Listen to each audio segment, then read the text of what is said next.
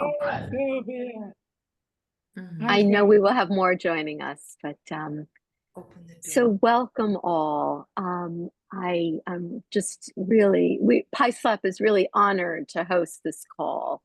And first, I wanted to express our appreciation to Lisa Jakes and to Hans Kolbe, who's known as Heino, for their work in organizing today's panel. And we'd like to welcome, and I apologize if pronunciation is wrong, Polina Kijakowska and Judge Joanna Hetnarowicz-Sikora. We're looking forward very much to hearing about and learning from your experiences. And PISLAP is an organization dedicated to the integration of spirituality, law, and social justice. We greatly value the efforts of judges and lawyers everywhere who strive to maintain the independence of the judiciary, of the courts. Without that, there is a great risk that the fundamental humanity of citizens will be denied and the spiritual bonds that unite us as a human community will be broken. So I want to turn it over initially to my colleague and co-executive committee member of PISLAP, Perry Sedman, to provide a context for folks to introduce themselves to each other and to say a few words about PISLAP before we turn it over to Lisa to introduce Heino. So Perry, over to you. Hi, welcome everyone. It's so nice to see so many people, so many faces that are familiar to me. We're going to have a quick go round. I will call on you and just give us your name, where you are located physically, and your current spiritual state. Okay, these need to be limited to 20 minutes each person. That's a joke in case anyone. That's a joke. It's a joke. No, try not to take more than 1 minute. And I'm first going to call on Marjorie Silver, who recognizes a joke when she hears one. Hello, everyone. It's nice to be here. I have been with PISLAP for, I guess, decades, although certainly less active now. I am a professor at Touro Law Center on Long Island, where I teach an externship seminar basically focused on my students' well-being and professionalism, with the hope that they will have happy, healthy careers and happy, healthy clients. And my spiritual state right now is one of, in these dystopian times in this country, being committed to my meditation practice and finding joy where I can. Thank you, Marjorie. It's really good to have you with us. Brad, you want to take a turn here? Your name, where you are physically, and your spiritual state. Hi, it's Brad Roth, and great to be here. I'm located in New York City, and my spiritual state is strong and hopeful, and I'm complete. Thanks, Brad. Sylvia, why don't you go next? I'm Sylvia Clute in Richmond, Virginia, and I am eager to get back to doing unitive justice because my husband and I have spent months moving to a much smaller house. My spiritual state right now is challenged, and I'm working diligently at staying in a spiritual state in the midst of tragedy all around. Thank you. Thank you. Michael, a new person here. Why don't you take it away? Hi, everybody. I'm Michael Rugen. I'm in San Francisco. I'm a longtime friend of Peter's and Lisa's. I heard about PISLAP many times from Peter, and I'm sorry to say this is my first time participating, so I'm really happy to be here. Better late than never. I'm a recovering lawyer.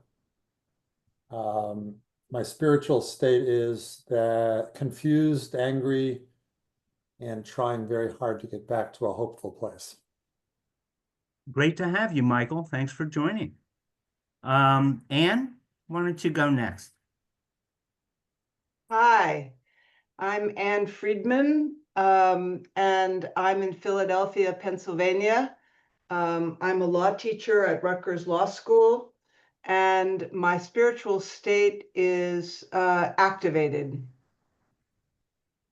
Great, great. Kara, can you hear me? Are you with us?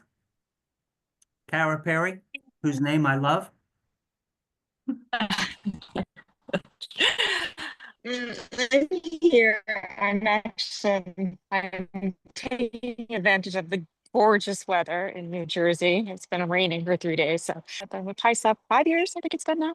And my spiritual state is uplifted now with Perry's jokes that I've just been laughing about on this walk. And I'm also really focused right now, my contemplative practices on joy as both an emotion and a. Thank you. Stuart, you're on. Oh, my name's Stu Webb. I'm from Minneapolis, Minnesota, and my state is love. That says it all, Stuart. Thank you. Diane, welcome. Why don't you take a turn? Diane, where did you go? Diane disappeared. Diane, you're muted. You're muted. You're muted, dear. There, finally. So Diane Fenner, New York City. And you know, my spiritual state is sort of all over the place. Sometimes very, very successfully turned into love, and sometimes it's kind of a chore to get out of bed. So we're working on it over here. Thank you. Welcome, welcome. Let's see. Kim Clark, are you with us? Yes, I am. Good morning, everyone. Good morning. Good to see everyone. I am feeling really hopeful. I am so excited that this has come together. And I have to admit, I was pretty ignorant of what was going on in this area globally. And so I'm looking forward to be informed and excited to see all of the faces of dedicated people and deceased too. And yeah, so I'm happy to be here, and thank you very much for the invitation. Where are you located right now? Oh, yes, I'm in Northern California. Okay, cool. Yeah. Good to see you, Perry. Good to see you as well. Who has not gone? Claire. Hi, sorry, I didn't realize everyone was going to say something. I'm driving. Well, So, your name, your physical location, and your spiritual state. my name is Claire Hedin. My physical location is Northern California. My spiritual state is curiosity. Excellent. Thank you. Welcome. Lisa, I don't see you, Lisa. Where'd you go? There she is. Unmute yourself and then start talking. That's the way this works. Thank you for explaining that, Perry. I'm Lisa. I'm Peter Gable's partner. He's a co-founder with Nanette of PISLAP. Peter's in my apartment in San Francisco with Twyla. Oh, It's escaping me at the moment, but too much going on. And my spiritual state is that all of my wrinkled but clean laundry is waiting to be folded in our meditation room, to give you an example of how I'm doing. well, as long as we're on you, Twyla, why don't you say, I know where you are. I think you're in Lisa's apartment. Is that a good guess? It's a great place to be this morning. Hi, Perry. Hi. So what's your spiritual state? Oh, I'm doing really well. I'm feeling good. I'm making moment-to-moment choices about whether I'm coming from a place of fear or love. Doing well with love. Oh, good. You're Yeah. right in Stewart's camp. Lisa, who else is with you, dear? Many comrades. This is Oh, Gloria Saltzman. Hi, Perry. We've met. yes, indeed. Welcome. Yes, we met at Peters Memorial. So I was a student of psychology at New College of California, and Peter Gable was my teacher. And he invited a young German man to a graduation party. And that was the end of that. And I married him, and his name was Hans Colby, or Heino. And I've heard that. that's how that happened. And Heino and Peter had a relationship already from playing backgammon in a coffee house. And they met and had a deep and long friendship. And Lisa is my sister in power. Or daughter, we're not sure. Well,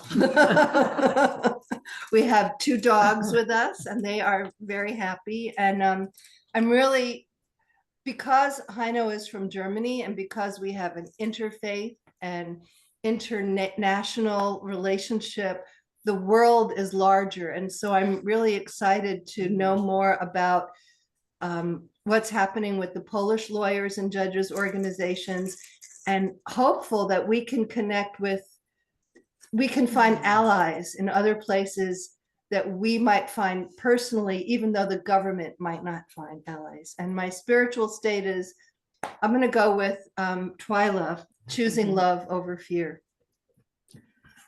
Stewart, you have quite an influence here. Rebecca, are you with us? Perry, I'm sorry. I wanted to introduce one other person who's here with us. Okay. Hi, This- how are you? This is my dear, Peter's and my dear friend, Jerry Coakley. And they're Hello. asking, where are you and what's your spiritual status? Where am I? We know where you are. Okay, I know where you are.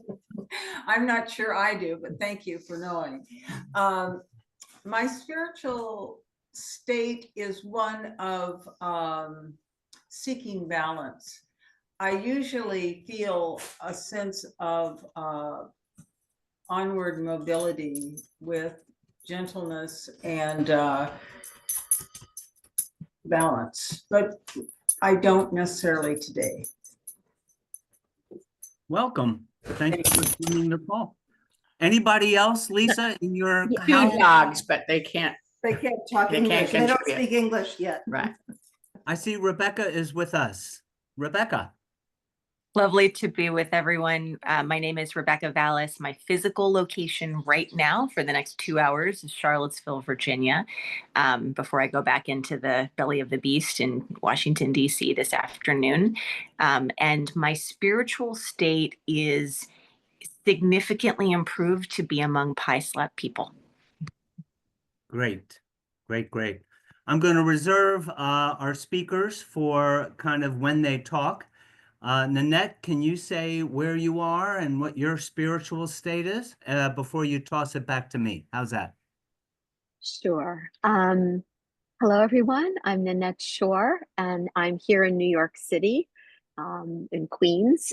It's a glorious day here in New York City, and that plus the elevation of being with all of you and here for this call is helping to, that oscillation that everyone's talked about fear and hope. I'm definitely in the hope camp right now and the connection camp. So great to be with you.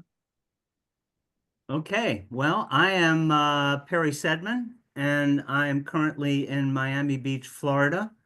I go between Washington and Miami Beach regularly. Washington is my hometown. My spiritual state at the moment is excited.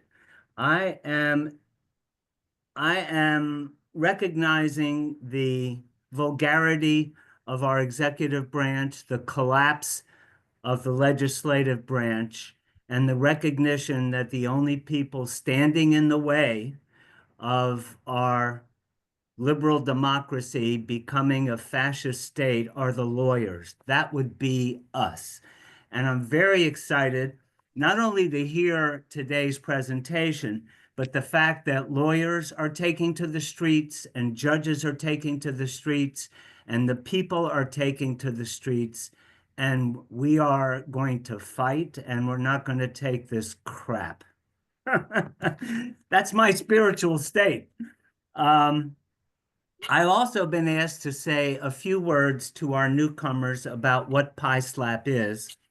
Some time ago, I made up what we call a PISLAP one-pager, which I'm not going to pretend to have memorized, but I'm just going to say a few sentences, after which I hope you understand what we mean by the integration of spirituality, law, and politics, which seem to be unrelated words, but let me unpack it a little bit.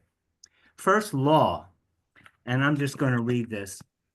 If we can change the way law is practiced and experienced, we can contribute to transformation of the larger culture, the society within which the law operates. Second, spirituality.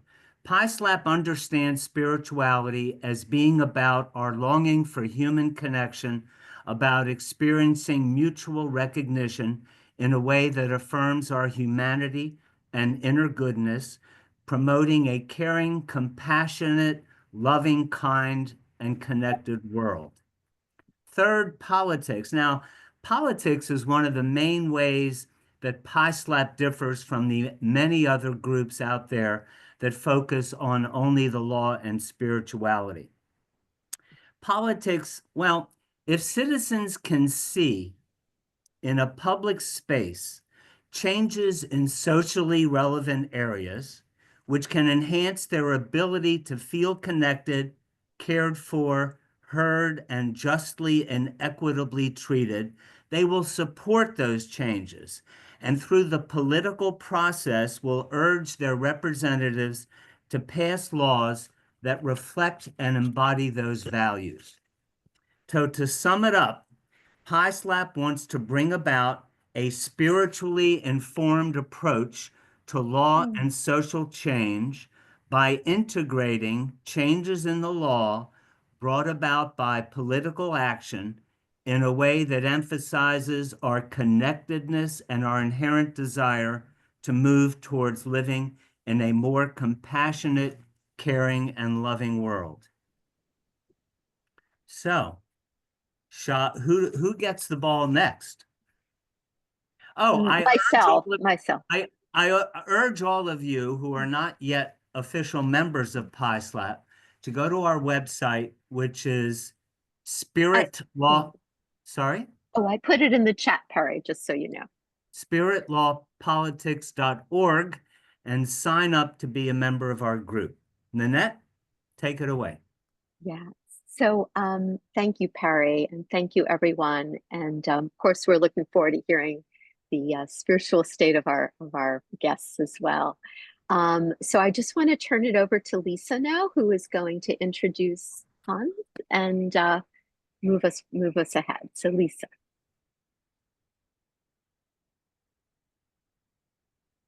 You're muted, Lisa.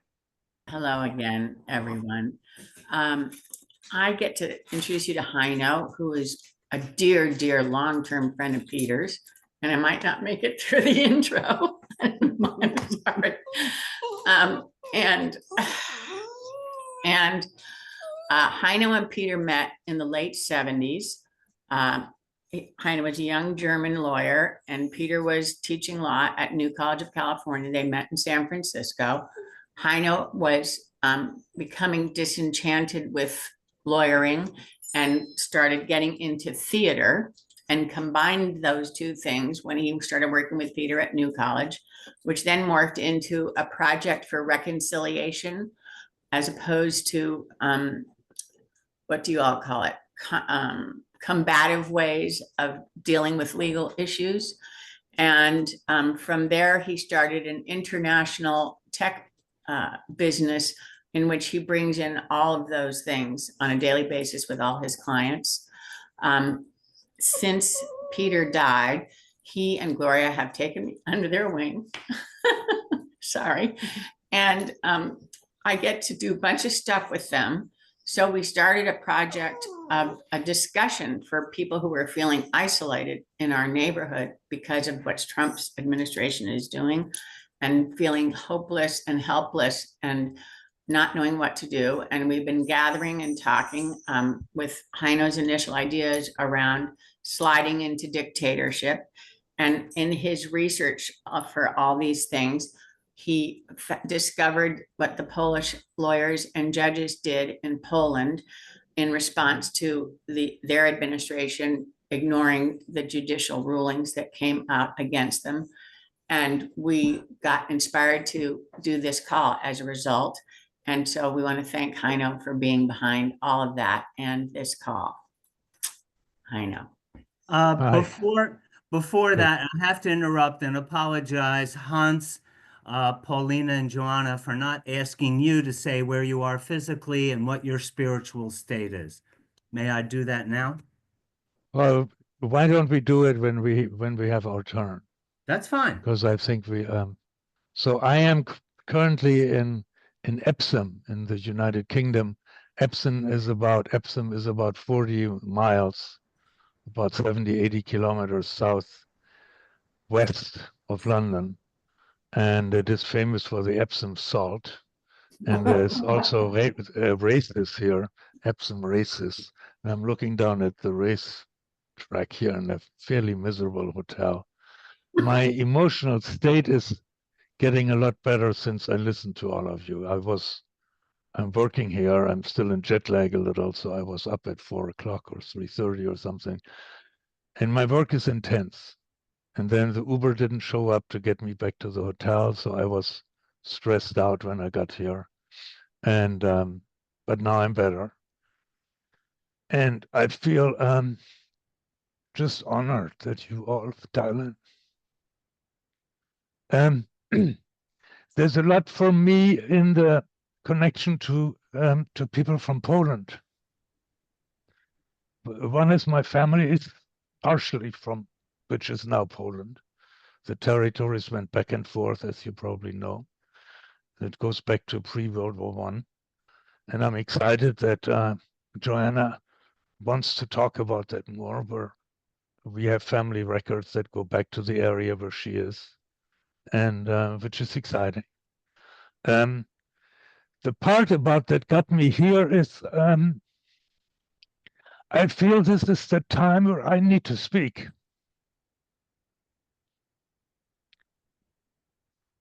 I'm a little, I'm a crybaby, as you might know. So studying law in Germany after World War II was a process at first when we were teenagers or so forth. I didn't really get it. I got it later when I was, we have this program at Referendar, which is like an internship or where you work as a judge already, but you're not a fully barred judge. And I went to the library and I saw that there were the publications of the documents went all the way through. So you look in the library and there's these judicial, monthly journals, and they go, 1928, 29, 30, 31, 32, 40, 41, 42, 43. They go through 44, then there's a short break, and then they start again in 47, 48.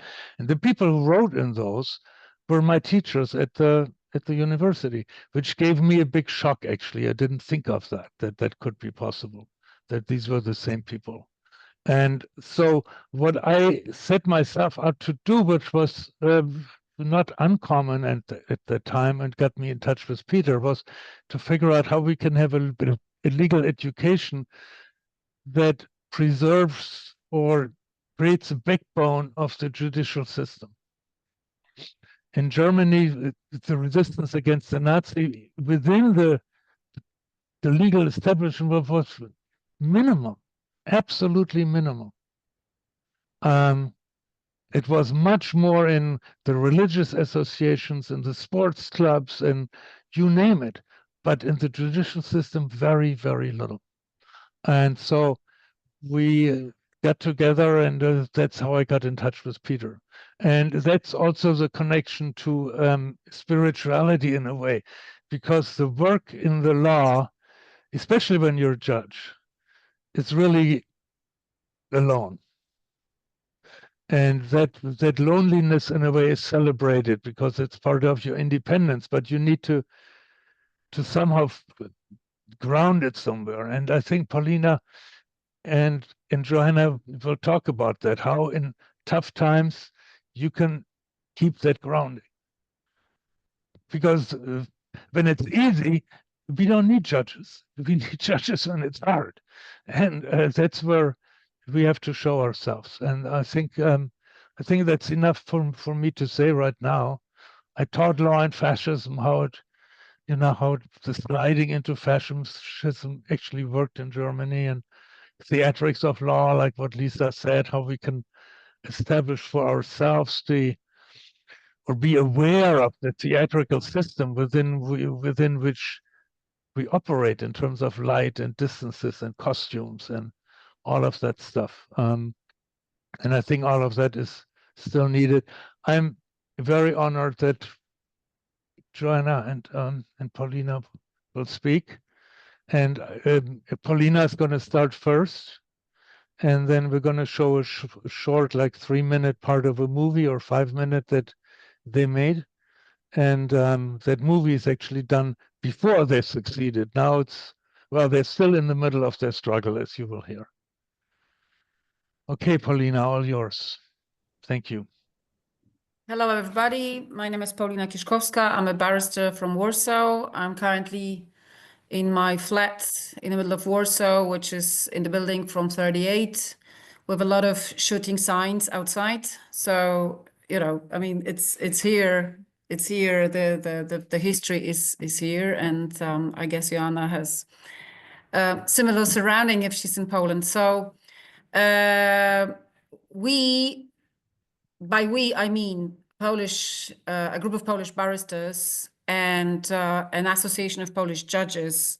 We have been cooperating for the last, 8 years now, probably, changing completely the philosophy of how law is explained to people and what lawyers can do in the society. We didn't know, like in Molière's play, that we were speaking your credo, that we were actually speaking prose. But it's a way that it all functioned for many years. It started with our authoritarian guys winning democratically, like Hitler. There was a democratic choice behind those guys, but they were already, there were signs of their authoritarian nature, and they started very quickly by destroying a lot of institutions against Polish constitution. So they were doing basically the same that Trump is doing now, meaning that it's obvious for everybody that what is happening is against the constitution on many levels.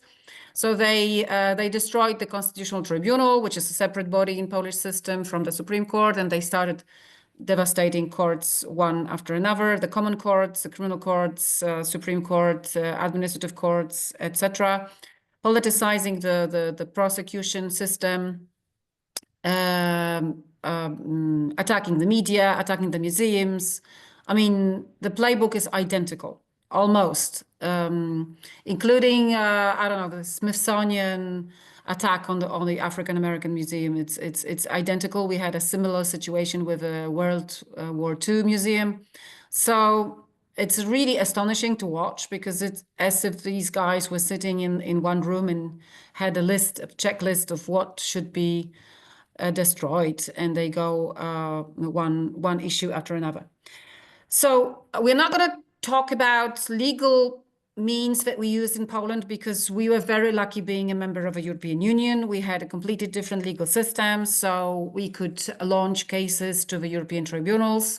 There's 2 huge tribunals which are contractually and from the international point of view above Polish system.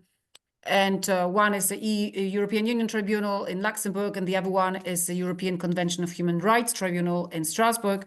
And these 2 tribunals were absolutely crucial for us, where we could send the SOS cases trying to stop the backsliding. You don't have that, so I'm not going to bore you with all those cases, but I can only say that my organization, which was minuscule 4 lawyers organization called Free Courts, we handled half of those cases. We handled around 100 of those cases, and altogether there was 200 of those cases. So it's doable in a small group of people.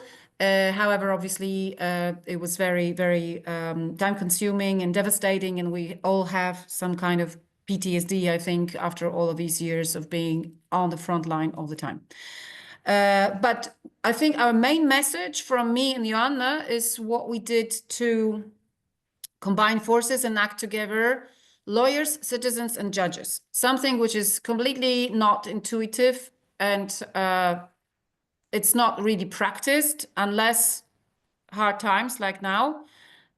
Now you are in the middle of it. We are a little bit more ahead in terms of going out of that, but we still have issues around us, and we have a presidential election in 2 weeks, which we need to win democratically. Otherwise, if the alt-right guy wins, then this whole process will stop. So what we started to do at the very beginning of this distraction is we came up with an idea that we need to communicate with citizens and explain to them in simple words what's actually happening legally, so that they understood that it touches them directly, right? So all of those examples, which you now have in the media, in your public domain discussion about US citizens being deported, or people being fired, or people being deprived of their rights, etc. We had similar or adequate equivalents of those, and we established a website on which we were explaining to citizens what does it really mean legally, in a very simple metaphorical way. We try to really be, easy to comprehend, in 1 minute Instagram, communication. This is not what lawyers do. Lawyers write and they blah, blah, blah, blah, blah. And it's completely, they have a very bad reputation in the society as people who are elitist and rich and, blah, blahing all the time, completely unlinked in situations or cases unlinked with everyday life. So what we tried to do, we actually came up with some examples of how that can influence everybody's life. A pensioner, somebody who was deprived of a house, somebody whose dog was shot by the apparatchik, and surprisingly, every single example actually did occur in the coming years. So this was the first thing to do, and Justitia, and Joanna will talk about it, did the same. They started discussing how judges can be actually present in the public domain, how they could go out, and you will learn more from her, but it was kind of simultaneously happening. Also, a lot of organizations like yours got together, and some were formed from scratch, like there was this Committee of Defense of Democracy, which was mainly people in their 50s, 60s who remembered the communism, and they could feel with their DNA what's cooking, because they knew it from before. They were students in the 60s, in the 70s. They knew the regime, they knew the rhetoric. This was all back from the same playbook. So, and they are still there. They are still a very powerful NGO, and many other NGOs, including NGOs of young people. That's really important, because originally it's like, look at us here, I mean, we all, in our careers and our lives, we've been through things. And this is exactly what was in Poland, that at first demonstrations, you could see people 50 and more, and young people were not really present, even though everything that was happening was actually more affecting them than older people, right? in a longer perspective. So simultaneously, the judges went out in many forms, and Joanna will tell you how. The lawyers went out, but not many of them. Many of rich lawyers behaved exactly like your rich lawyers. I mean, maybe not that horribly, ostentationally, opportunistically, but they never helped. They were never outspoken. There was only one initiative when they actually signed an open letter to the president to veto a law which was devastating the Supreme Court. But there was only one little scream, and then everybody was out. So only individual lawyers, smaller legal firms, smaller group of lawyers like us, 4 lawyers, we formed like a guerrilla world, a bit outside of like a institutionalized legal world. So of course, the chambers, like your American Bar Association, and we have chambers of lawyers in every region and national, and they were also outspoken, but kind of slowly, delicately. It wasn't quick enough versus the avalanche of changes and distractions which were going. So one lesson is that there needs to be a much more vivid civil society combination of actions than the actual institutions. The crisis moment proves that institutions are not really those who keep the system going. I mean, it's people who are out in many different organizations and collaborating. I think what was really important was that by making the legal message human and easy and simple, both Justitia, the Judges Association, and us, we've managed to make this a digestible issue for everybody and make it easier for people to actually subscribe. So that resulted in much more people protesting and understanding that the verdicts and decisions of those captured, politicized institutions will touch them.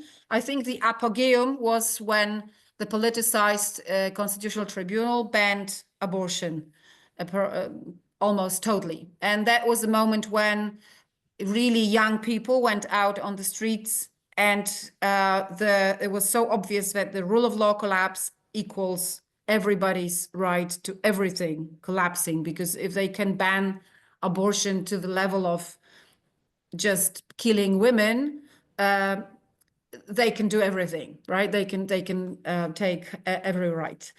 And that started rolling. And in the meantime, we kept on cooperating. The legal actions went one way, the social actions the other way. And we tried also to combine generations. So this combo of organizations involved older people, the anti-communist opposition people in their 80s who were teaching us how to resist and how to stay together. We formed the so-called Committee for Defense of Judiciary. So every judge who was prosecuted or attacked or harassed in any way or blackmailed, he could be given a lawyer and psychologist.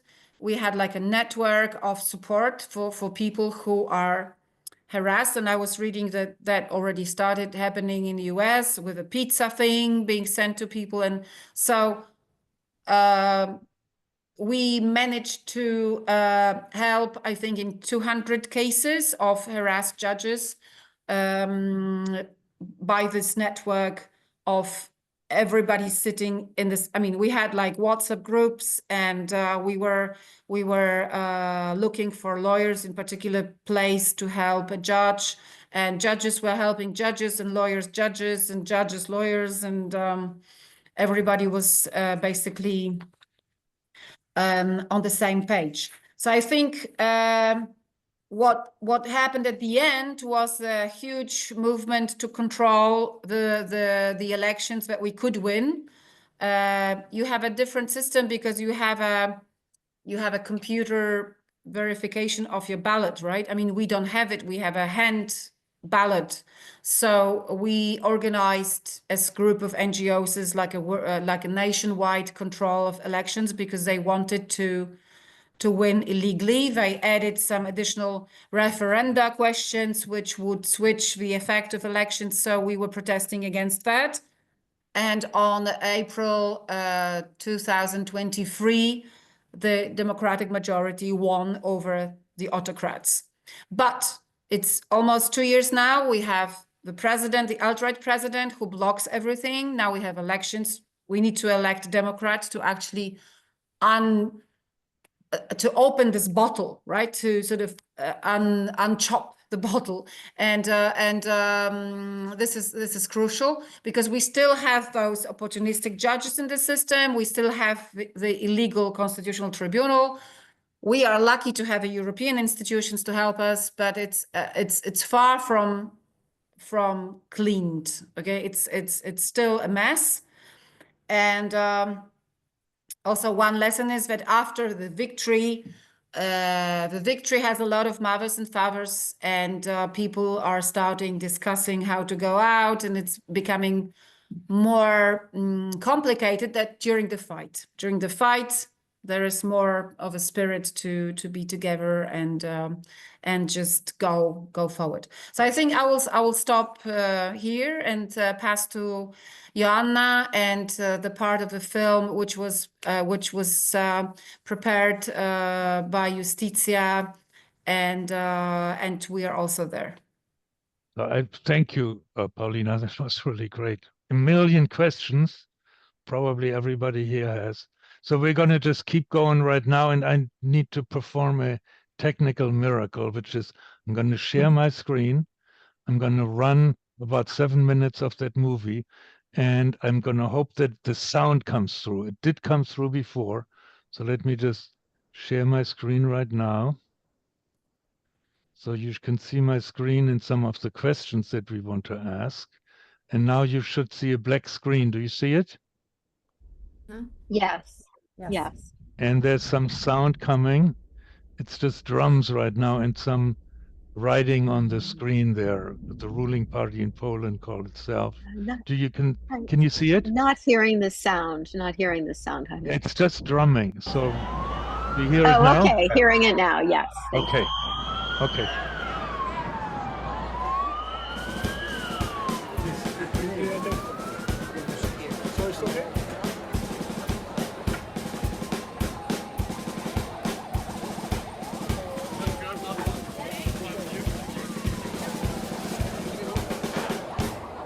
And what does it say? Just to be sure. What does it mean? Yes. Right to Europe, yes. Right to independence. Tam są groźby postępowań dyscyplinarnych, wydalenia ze służby. But what we are really saying is these rights belong to citizens.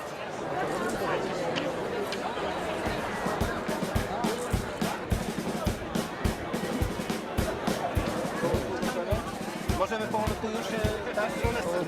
Proszę Państwa, zapraszam sędziów, którzy mają założone togi i prawników, którzy mają togi założone jak najbliżej samochodu z nagłośnieniem.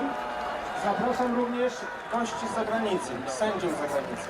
Te osoby będą tworzyły kolumny marszu, a w dalszej części kolumny zapraszamy wszystkich obywateli. To jest wchodzenie w autorytaryzm. Krok po kroku wchodzimy w system, który w ogóle nie chroni praw jednostki, który niszczy wolności obywatelskie. Widzimy to gołym okiem. Są wyłączane poszczególne bezpieczniki. Nie ma już Trybunału Konstytucyjnego, który by powiedział władzy, nie wolno ci wprowadzać takiego prawa, które niszczy obywatela, które daje nam władzę nieograniczoną. Od 5 lat w Polsce jest taki oficjalny przekaz ze strony sceny politycznej o tym, że się reformuje sądy.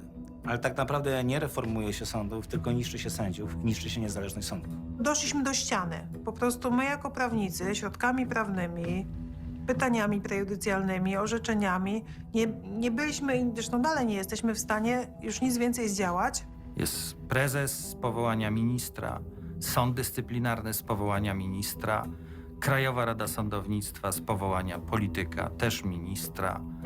Nie ma już Trybunału, nie ma Sądu Najwyższego. Pytanie, jak długo jeszcze? Ile wytrzymamy? Dziękuję wam, że jesteście z nami, że jesteście zdeterminowani. Dziękuję wam za waszą mądrość. Judges are normally very silent. Judges like to hear more than speak. Myślę, że każdy sędzia tak ma. Że założenie togi na ulicy to jest trochę jak świętokradztwo, że to się nie mieści w głowie. It has never happened like this before. I have never been out in the streets in my gown. What's happening here is so exceptional that you can't just sit and wait behind your desk. Dzisiaj mamy przedstawicieli prawie wszystkich krajów europejskich.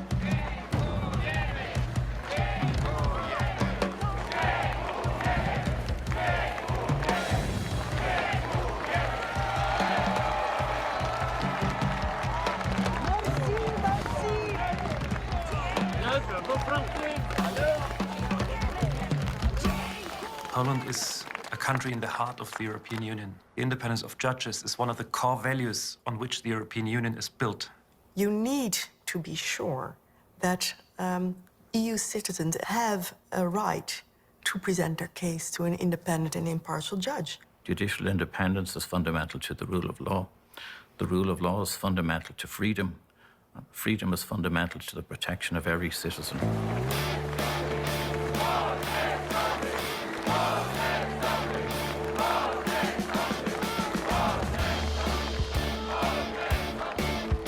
When law is gone, we cannot be citizens anymore, and we have, in the last instance, no protection. Ludzie się też uczą, że to są ich sądy, że powinni mieć wpływ na to, kto za tym stołem sędziowskim siedzi.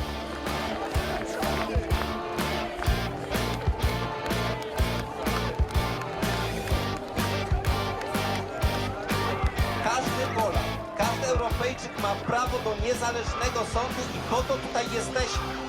Szliśmy nie przeciwko tej czy innej partii, szliśmy przeciwko zmianom systemowym, które mogą dotyczyć kolejnych pokoleń Polaków. I myślę, że ludzie zobaczyli, że my na serio walczymy o sąd. Że mogą na nas liczyć i że jesteśmy naprawdę twardzielami.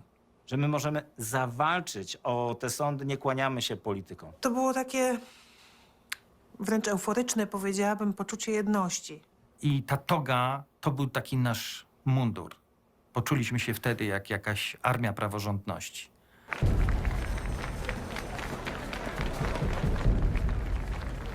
The politics currently driven by the government of Poland undermines the fundamental independence of the legal system as such. Okay, I think this is how far we wanted to go. Let me stop sharing. And Joanna, it's all yours. Okay, so it's my turn. So first of all, I have to answer the question which was previously posed. What is my spiritual state? And I say that I have to share it with you. I am always my spiritual state is always focused on action, and focused on acting. And I am, just like an action woman. Plus, today I am on my holidays at home with my family. So I also feel a lot of love, Stuart. I hear your voice. Yes, I feel a lot of love from my family. And I'm really happy that I have the possibility to stay at home, because normally I'm seconded, currently I'm seconded to the Department of Execution of Judgments of European Court of Human Rights in Strasbourg, and I stay in Strasbourg. So for me, it's a very exceptional to be at home in Słupsk, north of Poland, that is Pomeranian district, where Hans's family comes from. Okay, so that's all about me, and let's come back to the film, to the part of the film that we all had an honor to see. This this piece of film about the March of 1,000 Robes shows us an event which was organized in January 2020 in the capital of Poland. The march was a protest against the entry into force of law that would allow disciplinary officers, especially appointed by the Minister of Justice, to decide on the suspension of every judge in Poland, especially if the judge gives rulings based on European law. And the same law allowed it a judge to be thrown out from his post by the special disciplinary courts. So this law gave a possibility to decide on the removal of judges from their office. And that was a critical point for judges. But of course, that was the result of a 5-year process of destroying the rule of law in Poland, which happened before. So which happened since 2015, as Paulina mentioned.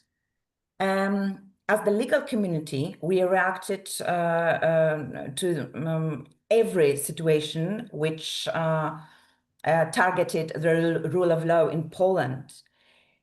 We reacted every time, although initially it must be admitted that our reaction was not strong enough. Maybe Paulina didn't underline it very clearly, but in fact, the Law and Justice Party, which started their rulings since 2015, targeted the rule of law in Poland in a very methodical way. And they targeted, a kind of, there were 6 steps of backsliding the rule of law and democracy in Poland. The first was constitutional court takeover. Then there was prosecution takeover. Then the third step was the Supreme Court takeover. The fourth step was Common Courts takeover. Then the National Council for the Judiciary takeover. And the last step was disciplinary measures for judges. And in fact, this 1,000 Robes March happened in the 6th step of the democratic backsliding. 6th, not the first. At the first time, as I told you, we did not consider that we didn't realize that something really bad is happening, especially when the executive targeted the Constitutional Tribunal and they destroyed this institution. We judges did not consider it as a tragedy because previously we had been very critical about the Constitutional Court in Poland, as considered it insufficiently progressive and backward. So it was only when the dark reformer reached the Supreme Court, attempting to remove the first president of the Supreme Court from her office before the end of her constitutional term of office. And when it became clear that the government also intended to subjugate the entire judicial system in Poland. That was the moment when we understood that that was no joke, and that the attitude of an elegant English aristocrat who tries to explain to cannibal why he should not eat people is actually a recipe for a disaster. So we understood that we have to act and we have to react adequately. We took up the gauntlet and began to fight with all means at our disposal. What we did was, there were protests in front of courts. judges together with citizens, with civil society. We went out from the courts and we started to protest in front of our courts. Then judges made public statements at such demonstrations. We started to speak publicly. For Polish judges, that was something incredible that never happened before. Judges in Poland used to act more like, aristocrats in glass tower, far away from people. We didn't have good contact with publicity, with citizens, and we weren't used to public speaking. So we had to overcome it, and we had to change our attitude to this kind of actions. There were meetings with citizens in so-called citizens' legal cafes. These were places where we explained to our interlocutors over coffee why the attack on the independence of the judiciary was an attack on their rights and freedoms. Of course, there were also collective protest letters expressing opposition to the law restricting civil liberties and the law destroying the independence of judges. These were the letters, public letters, open letters, signed by judges all over Poland, from all over Poland, and together with lawyers, because there were also actions in which these kind of letters were also signed by advocates, legal advisors, and prosecutors in Poland. There were campaigns to send postcards to the Supreme Court expressing support for the judges under attack. There were photo campaigns of judges holding signs saying, "We stand behind the persecuted judge," which flooded social media in Poland. There were regular communications to European institutions to keep them informed, updated about the government's actions that constituted an attack on democracy. After the suspension of very famous and popular among people Judge Igor Tuleya, the day of his suspension, that was the 18th of November 2020, we decided that the 18th day of each month would become the date of regular protests in courts. Judges interrupted the court proceedings for 15 minutes on that day at noon and left the court with a sign saying, "I stand behind Judge Igor Tuleya. This is another month of his suspension." Finally, judges also participated in rock music festivals, during which we started to meet citizens in special NGO zones, in tents marked with the association's logo. We started to talk to people and explain them the dangers of the attack on democracy. We started to, perform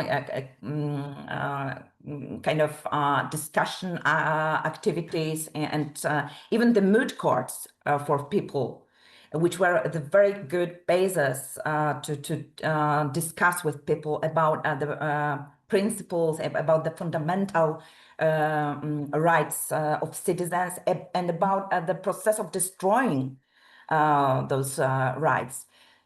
We did it because we wanted people to realize that the whole situation about the democratic backsliding is not only about judicial or lawyers' privileges, but that is about our common rights, and the situation really touches everyone and can be really dangerous for every citizen.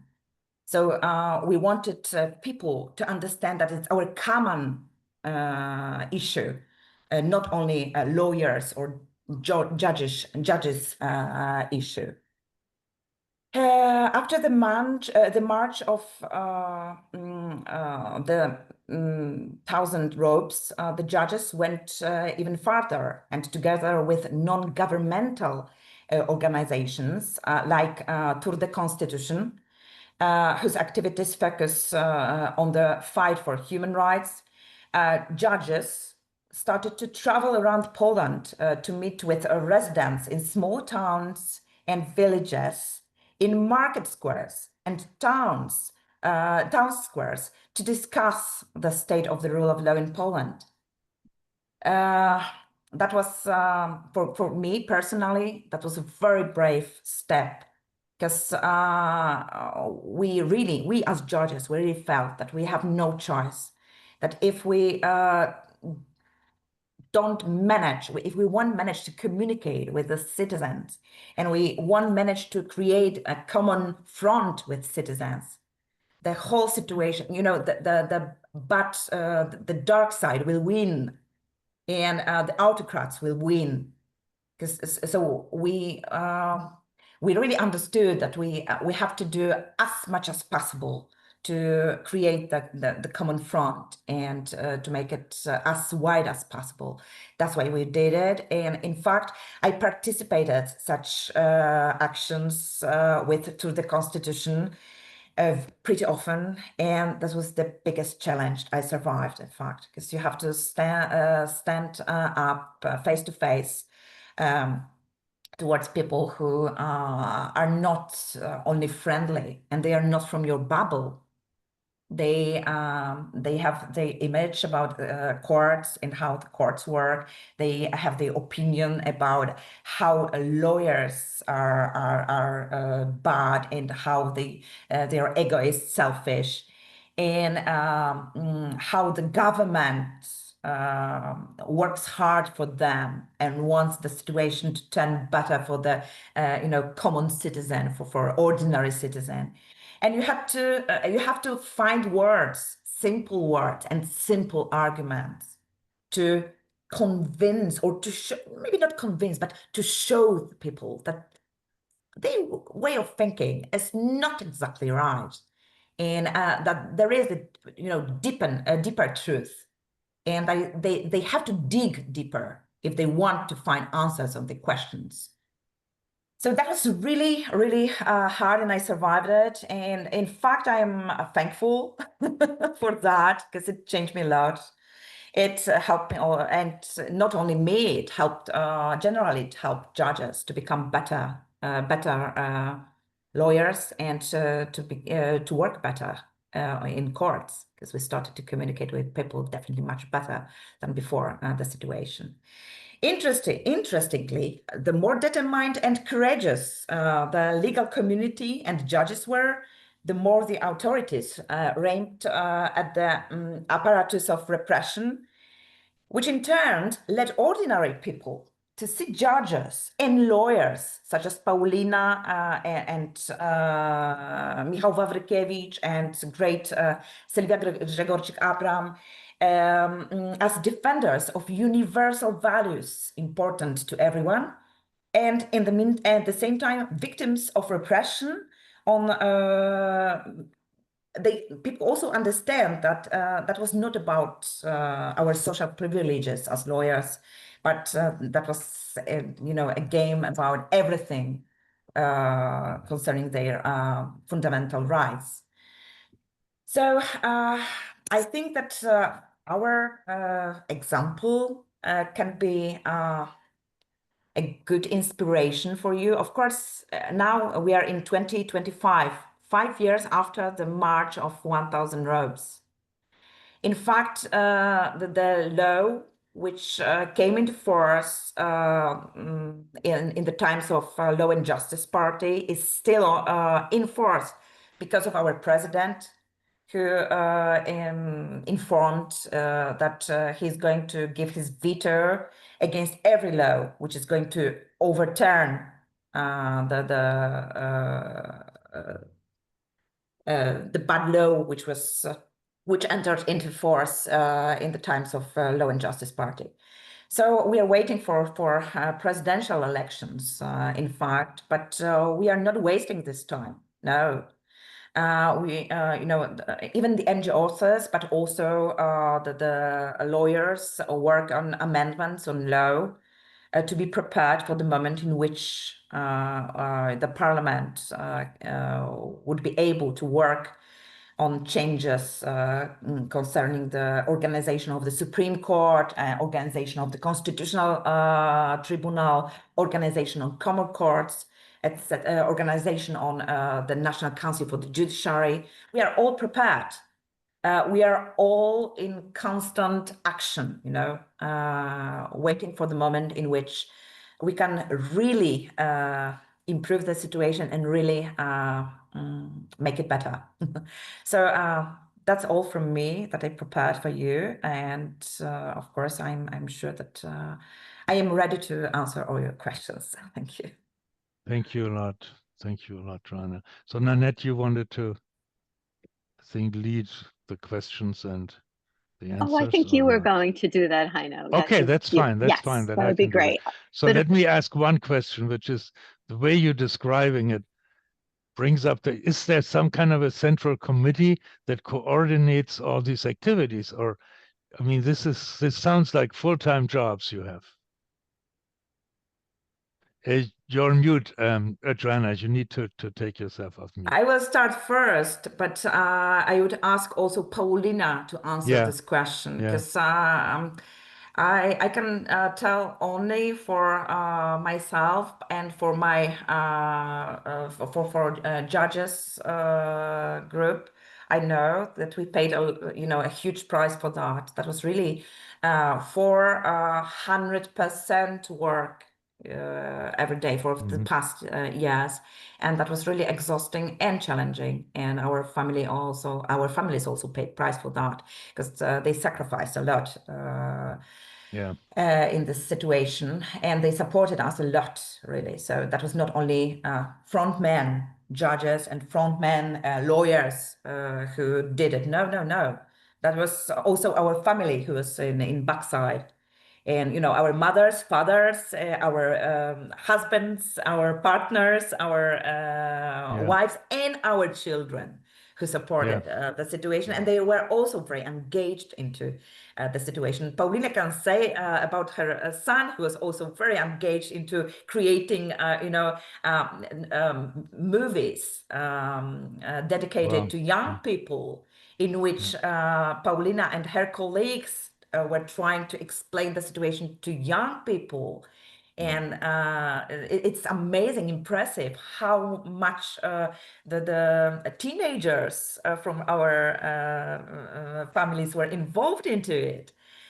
So that's one thing. And the second is that what gave us a huge strength was the feeling that we are not alone and we are cooperating. In fact, me personally, I found a huge energy in the fact that these were not only judges, so also advocates who defended judges who were suspended, and they did it pro bono. They sacrificed their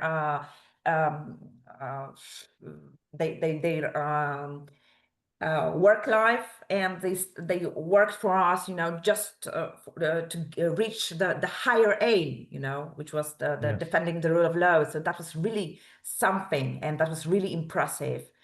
And it always gave me a lot of strength, Paulina, that you are so supportive, and that I mean, the energy you're putting out right now when you speak about it is really it's really inspiring. So Paulina, you wanted to add something? So, well, I mean, I think the key player was Justitia, being the Judges Association, so Joanna and the friends. And also in Justitia, which is 3,000 judges out of 10,000 general number of judges in Poland. Also in Justitia, you had probably 10 up to 30 people who were really on the front line. The remaining people were either supportive or just as a group, but you always need to have fighters on first line. And I think the same is true for the barristers world.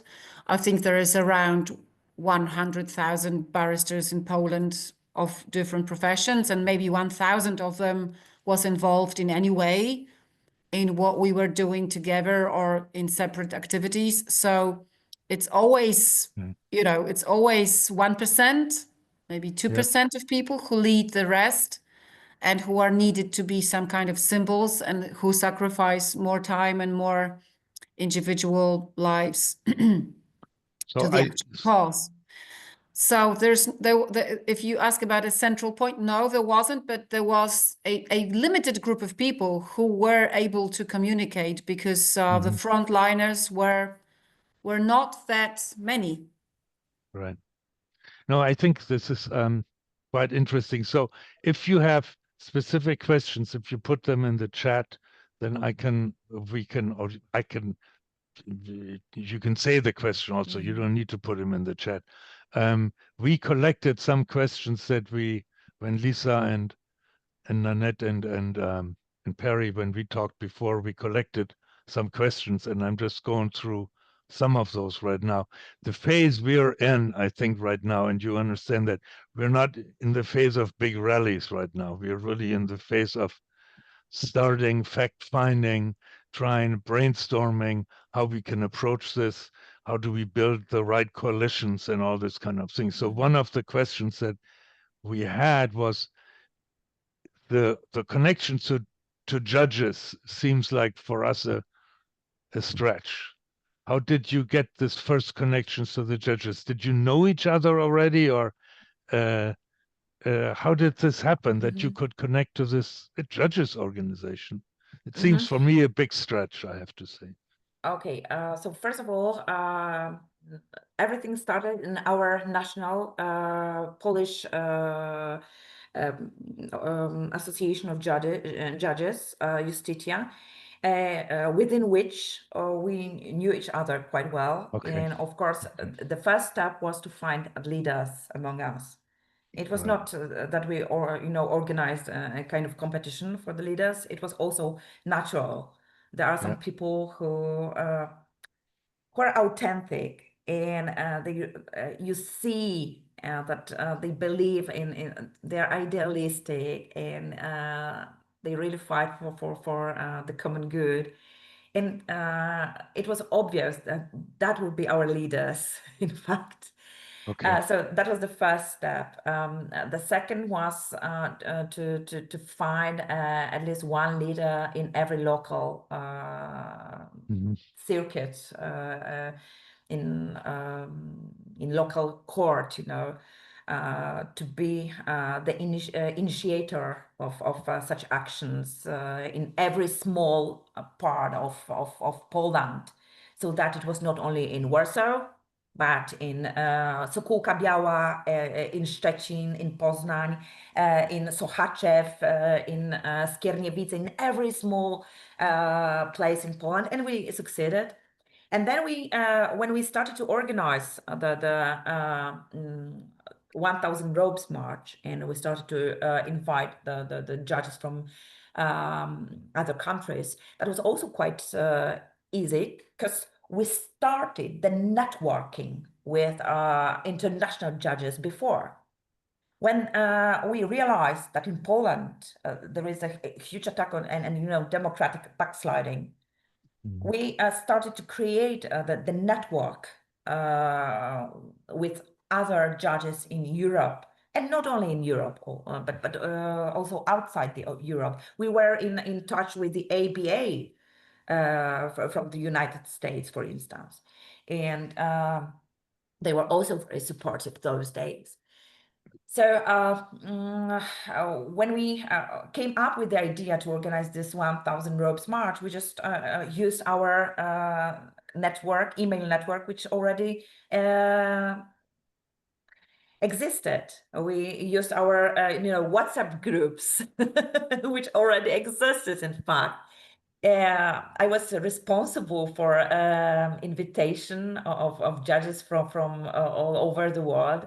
That was me who sent the mails to them, and that was amazing. I was sitting in my younger son room almost the whole night, and I was sending the emails and taking it back and reading them, and just making a list of those who'd come and who answered positively on our appeal.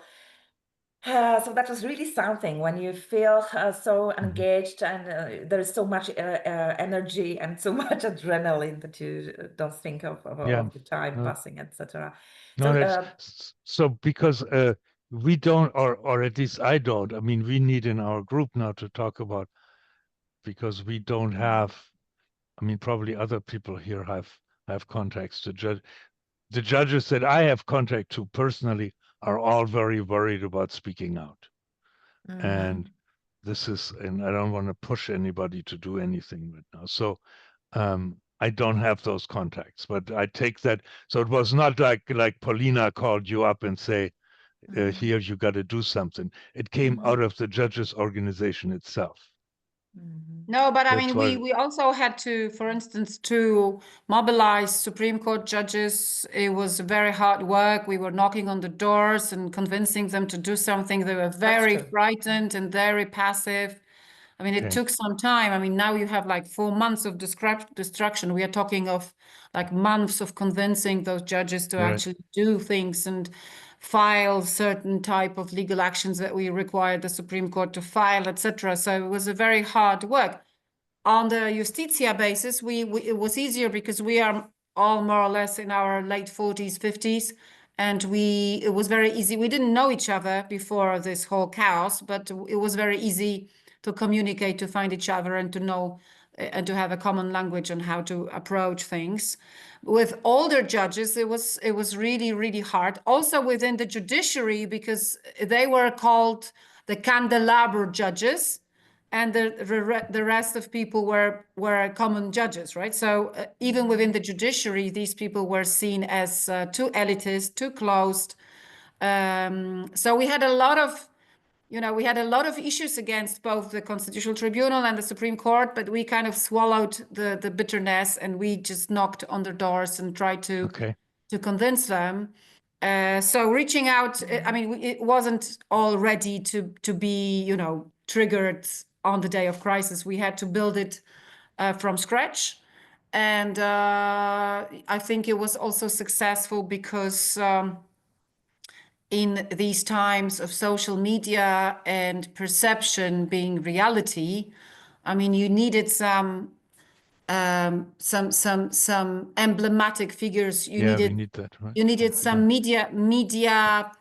Like, for instance, Judge Tuleja, who Joanna mentioned, and he's a James Dean of Polish judiciary. Okay, so he's amazingly handsome and very sort of secretive, and everybody loves him because he looks like a movie star. So so he was on labels, on stickers, everywhere, also because he had this kind of spirit. Well, Michael is going to do that for us, I think. So judiciary needs to kind of sit there, judiciary or legal world, and think about who is sexy, who is catchy, who is has rhetorical ability of engaging in 1 minute post on Instagram. Unfortunately, that's what we all need to learn, because our basic education is to do the dissertations and argumentation and memoranda and what have you. And suddenly, you just have to squeeze it in 1 minute, and you have to come up with a metaphor. For instance, we shot in our presentation, which I also shared with you, and obviously you can share it with everybody. We have a couple of films which we shot. We collected money to shoot them. So we did a metaphor of Love Actually discussion with President Duda, with like pages going and proving he breaches all the constitution paragraphs. We shot the football match metaphor on how the law is blocked. Yeah, I mean, we looked for many forms of communication with younger people and people who are now used to watch and scroll. So it needs to be easy to consume, unfortunately. So there are two questions right now in the chat. I just wanted to get to one. One was about the mobilization, and do we have to go through the judges to reach, or can we use other allies also? And then the other, which brings up for me the question like universities, NGOs you brought up, because right now in our country, the cuts that are to the medical professions in the in the in the veterinary administration, in a lot of areas that really a lot of stuff happens. Thousands and thousands of people have been dismissed, which we can really communicate to the public, and we probably can find alliances there very quickly. The second question was within the judiciary, did you have, let's say, confrontations, discussions with people who were on the other side, so to say? I mean, you must have had those, and if you can say a little bit about that.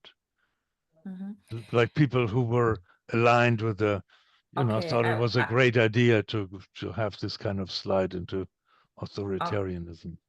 I will start with the second question. Okay. Because I think it will be not more simple, but that will be quite interesting for you. First of all,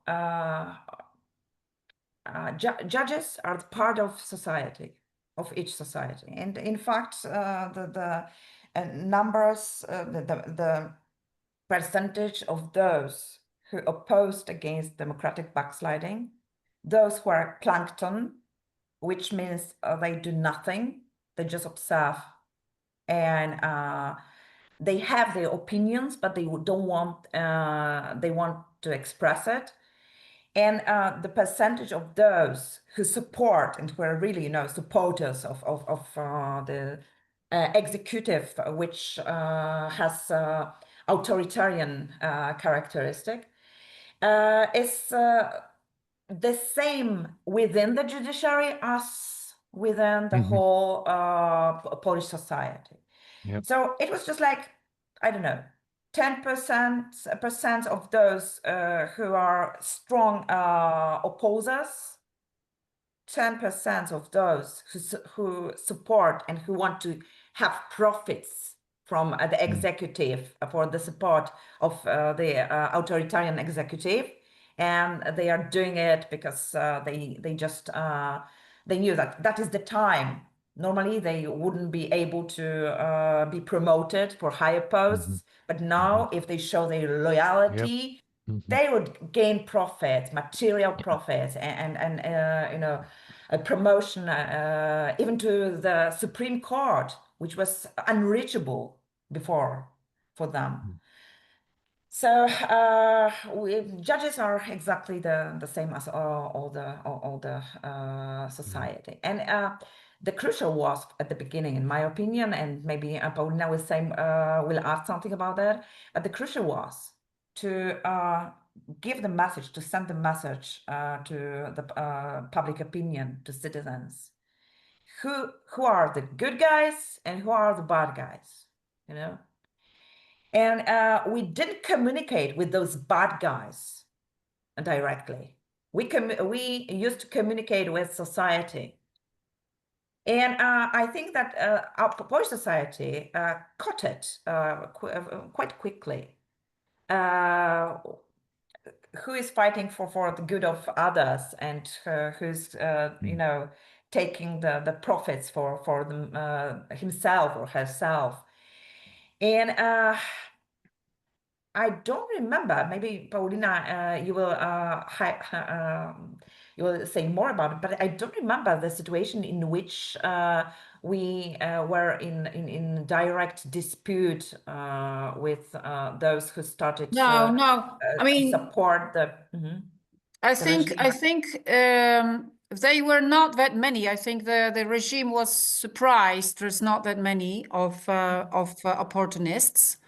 I remember when they actually captured the Judiciary Council, which is where you have 15 judges, only 19 people applied for this job. So there was not any competition for those places because Wow. it was politicized, and they thought there would be thousands of candidates and there would be like a proper pseudo tender, but only 19 people appeared. So these were the Macbeths of judiciary. I mean, this is all very Shakespearean. You have mediocrities wanting to be kings, and this was so visible in the system. These people who applied and who jumped from 0 level to the Supreme Court, 0 level to appellate court, they were all mediocrities. They were all frustrated people who failed many times in front of this legal judicial council, which appoints judges in Poland. So the situation was very obvious intellectually, morally, who these people are. They are not that many of them. Remember, it took 8 years. So now we have about 1,000 of them because we have above 2,000 of so-called neo-judges, so judges who went through the politicized system of appointment, but half of them are actually first graders who had nowhere to go, so they are not really politicized, they just trapped in time. So we have 1,000 of opportunists over 8 years. So it's 10% of 10,000. Let's put it this way, right? So it's not bad. It's not bad. It's not good either. I mean, we would prefer that those positions were sort of, left and there would be a surprise to the regime. They were able to put people on those places, but if you were to see their faces and how they speak and what they say, it's a panopticon. Okay, it's very similar to your government now, who praises what we have, Trump. right. You have all those Barbies, Bondi, whatever. I mean, this type of people. So I think it was a surprise of a regime to what extent they could base on the individual corruption. So this was a victory of a civil society. I think we own it also to the age of judges. Remember, we changed the system from communist system at the beginning of the 90s. So the average age of a Polish judge is around 45, 50. The old judges who were communist judges left as the clearance of the system. There was a false argument of the regime that they need to clean the system from communist judges, which was all nonsense because most of the judges were in preschool when the communism was flourishing. So it was all nonsense. But I think the majority behave okay. And now the issue is how, because the second question here is also about whether judges are necessary. Of course, judges are necessary to do their job and protect the rights. If you have more NGOs who deal with civil rights, get together and try to combine your forces with judges. I mean, it's not mutually exclusive. I mean, I think it was just crucial in Poland because those judges were supporting the brave judges who, via their verdicts, were still protecting the system wherever they could, right? So this network of support was important also on the verdict level. Yeah. Now, what we need to do is really take it's really inspiring, and it's good to know that actually there are not that many people who jump at the chance to betray their country. It's not that many. And it is like career driven is an important thing. That was similar with the Nazi regime, actually, that a lot of the people who could not get promotions jumped at the chances now to get Joanna. So we need to get to one thing, please. To the end, but I have to underline it that it was possible because at the very beginning, the bad was called as bad. Something which was bad was defined as bad. And, the legal authorities sent a clear signal that supporting the regime and, getting involved into the system of changing the judiciary and depriving it independency, that would be considered, assumed as a crime, as a criminal offense. And, you know, when you hear something like that and you are a judge and you have your concrete position, your good salary, good job, then you think twice. Oh, do I really need that? Do I really want to risk everything and go there? If Professor Safian or the Supreme Court judges say like that, or the great university lawyers, professors say that that would be the breaching the law, then I have to think twice before I support them, you know. So that was also something which was maybe not a game changer, but that was really important. So I think we have to, we set up, we're a little over time, and Annette says we can go 10 minutes over. I have another call that I need to jump on in about 5 minutes. I'm sorry. So we need to continue this conversation, definitely. And I think we will. Lisa wants Yeah, to say Lisa something. wants to say something. You go, Lisa. I'm sorry. Thank you. If you partially answered this, I'm sorry, I had to step away for a second. In my experience in organizing, we do the brave work that you're talking about having done, but we also have to be thinking about how to publicize it in order to inspire other people, not just the lawyers and judges, but the other people in the country who are suffering from the same things. And I'm curious how you did that, if you did that, and how. Paulina, can you start?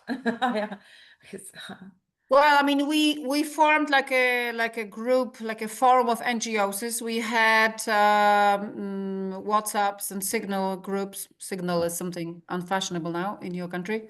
Where we were organizing demonstrations together and exchanging know-how, and some people were more specialized in organizing demonstrations and, you know, doing all the formalities to have a demo. Some people were more of the citizenship disobedience type, where they knew they're not going to organize anything, but they're going to do something guerrilla. And then there was like a network of help if that happened. So they knew that they're going to have lawyers ready to jump. And we did a couple of manuals, like for people, for activists to know what to do when they are arrested, for numbers to call where the situation like that was occurring. So people on the street demonstrating or doing something unusual would know they have somewhere, they have a backup, they have lawyers waiting to help them.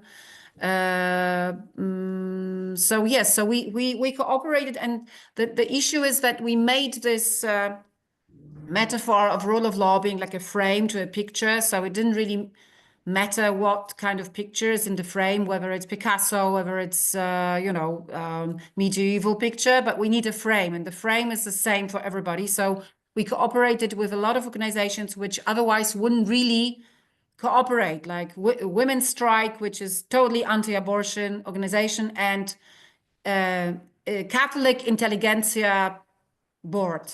Okay, so what we managed to do, I think Justitia and us and other lawyers involved in that, is to convince everybody that this is like a common ground. And later on, we're going to think about kind of picture which we're going to paint in the frame. I mean, whether there is, because there's a lot of distractors, like some people are liberal economically, some people are not, and some people are very Catholic, and some people are pro-abortion. And that what we try to do is to convince everybody that, okay, this is all fine. There's an 80-20 rules. So 80% of common ground, 80% of differences, or 20% of differences. We will never sort them, but let's focus on the 80%, which now we can.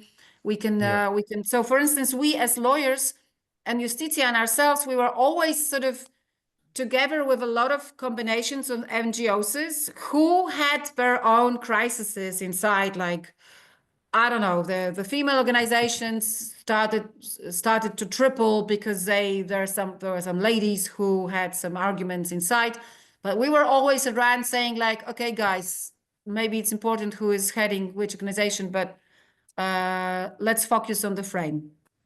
I'm And sorry, I would only add one thing. Hans, I would pass forward you the email to Jakub Karish, who is Yes, the leader please. of Committee of Defense of Democracy in Poland. That is a civil society organization. Yeah. And, you know, that is the movement which started from the very basic level, you know, and they cooperated with us. They came to judges and they asked, what can we do for with you? Is there any, you know, method that we can cooperate? And then we started to protest together and you know, organizing protests together. And they know how to work, how to support, how to oppose. And I think that would be interesting for you too. Yes, I'm sorry, definitely. I just have to ask that. But specifically, did you have a press plan? Did you have an outreach? I'm talking about how did you publicize it? Okay. So we didn't have any money, so we just had our own money at the beginning. Justitia was in a better position because they are a big organization, so they had some.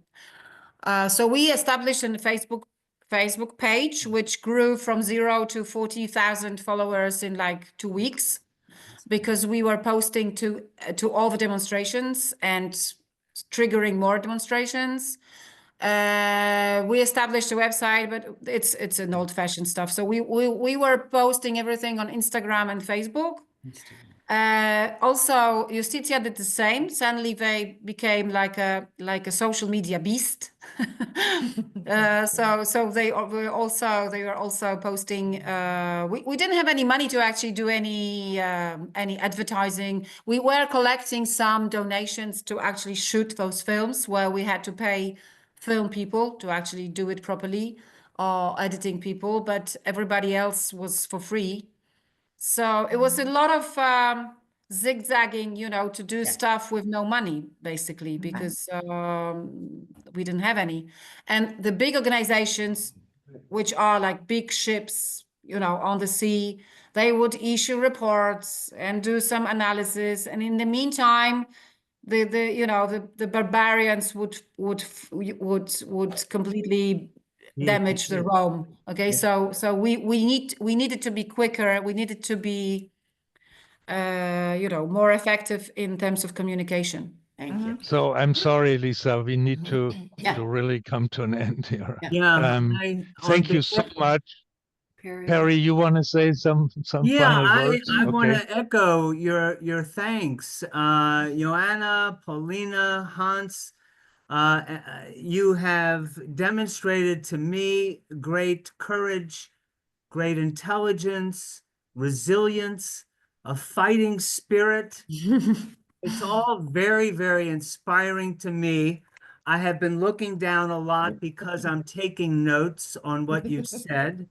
I'm particularly interested, as I'm sure Lisa is, in outreach to the public, because I think the judges here are at their infancy in terms of getting involved, but the public is already out there.